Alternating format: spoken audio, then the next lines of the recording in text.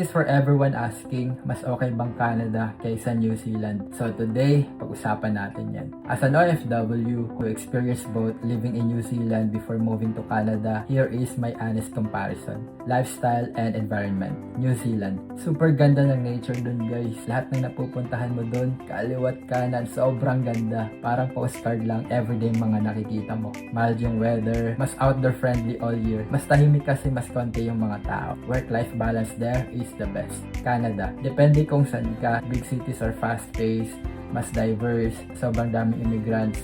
May small towns like where I am now, peaceful din. Pero mas gusto ko to kasi mas sanay ako sa ganito eh. Winter, grabe, hindi biro ang lamig. Negative 30 to negative 50 degrees Celsius. Normal na lang yan dito pag winter.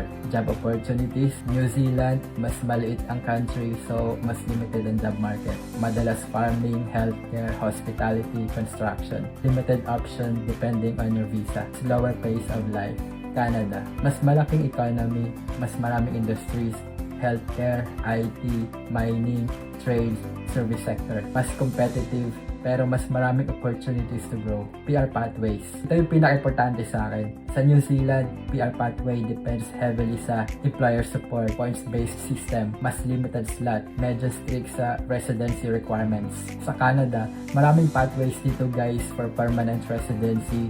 May clear programs like express entry, provincial nominee program, mas maraming chance if qualified ka. Cost of living, parehas silang mahal. Rent, mahal sa big cities ng Canada. Groceries, both mataas. Taxes, both mataas din.